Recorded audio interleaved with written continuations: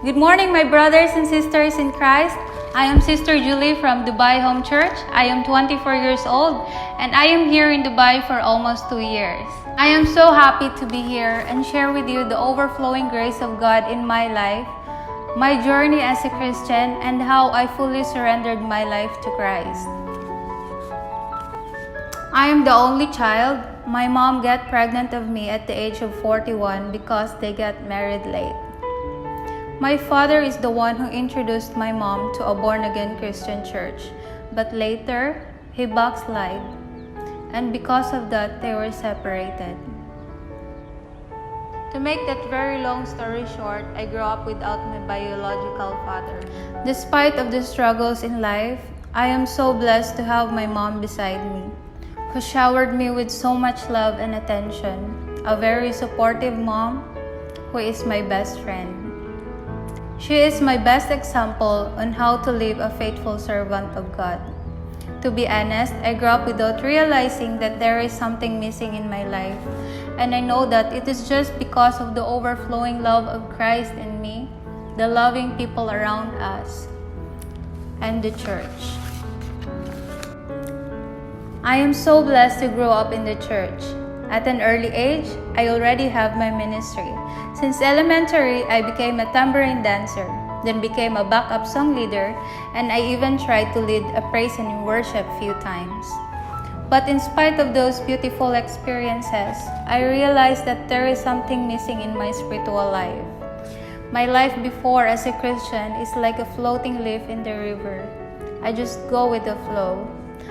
I have learned to be thankful to God in everything that happens in my life. It may be good or bad.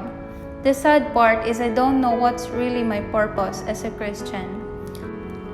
I am doing what the Father wants me to be, but at that point in my life, I didn't know that He has a purpose for each and every one of us. Knowing your purpose in life as a child of God is very important. At an early age, I started working as a housekeeper and as a nanny.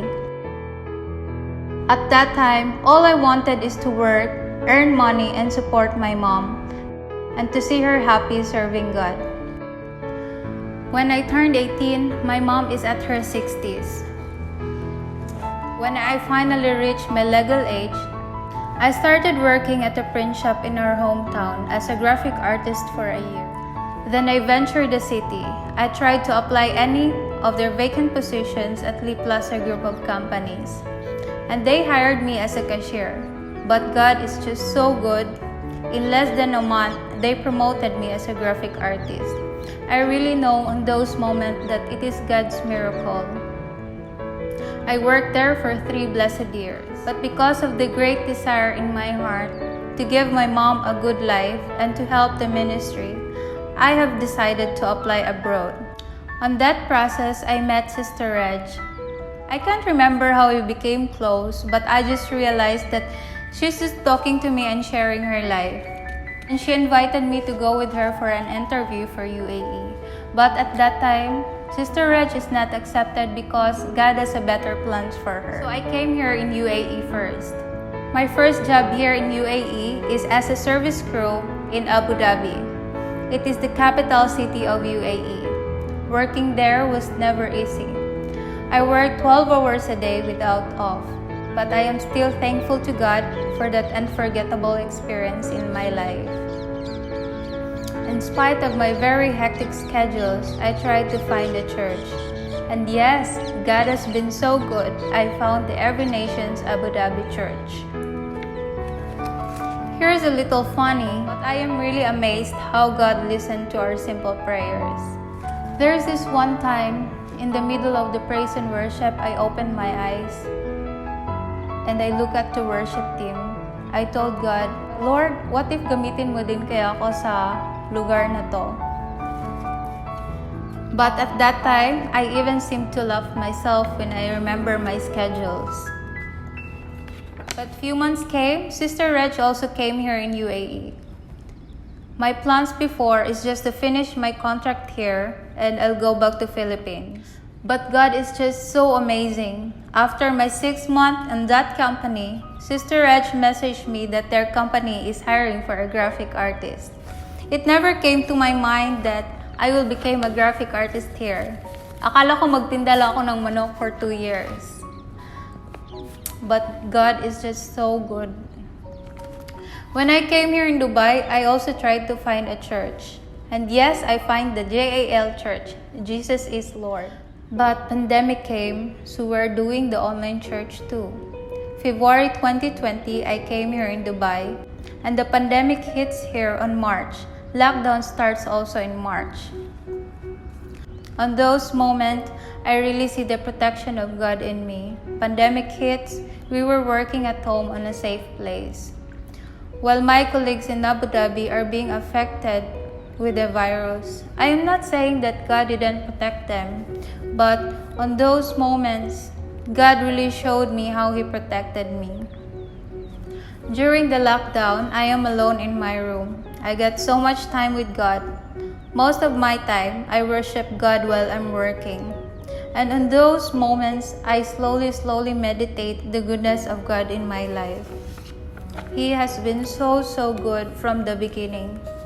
And how my mom and I survived life na never niya kaming pinabayaan. On how He make moves in my career to where I am today. I know it is all from Him.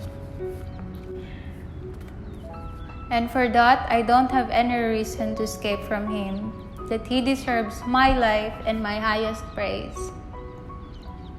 On that moment, I told God, Lord, I want to grow spiritually. I want to grow spiritually. I know that there is something missing in my spiritual life. Please break every chain that controlled me to truly worship You. And on that very moment, God started to move in my life. He never wasted His time. I encountered my dead end. God allowed someone to really break my heart. Those moments, I feel like I am betrayed by someone so special to me. I cannot explain the pain that hit me.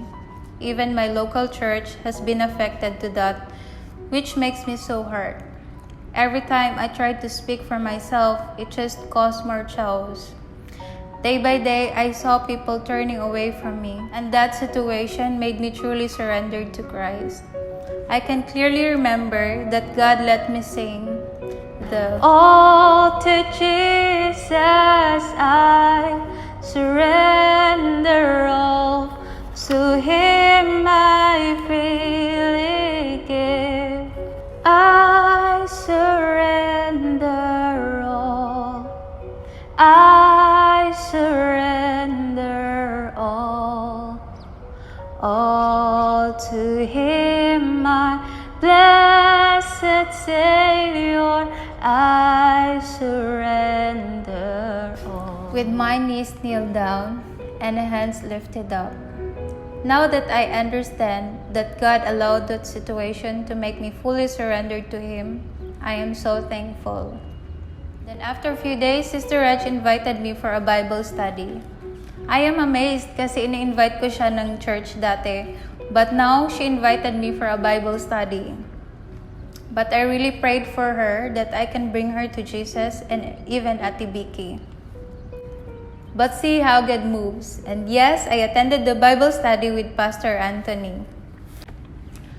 I really believed in my heart that God sent Pastor Anthony and the Agape Church to help us really grow spiritually, to really understand our purpose, to become a real born-again Christian by Spirit. I am really amazed how God moves in our life, the eagerness, the excitement.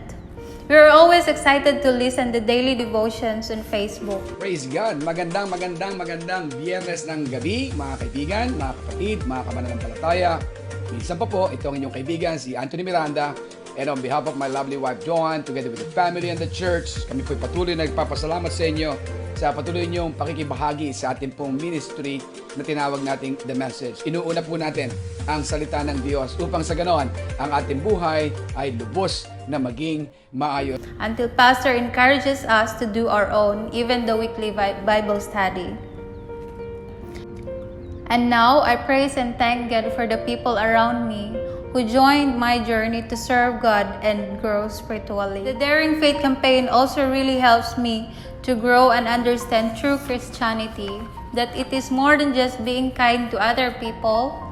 It is not about going to church every Sunday, but it is about being truly renewed by Spirit and putting our faith in Christ's righteousness.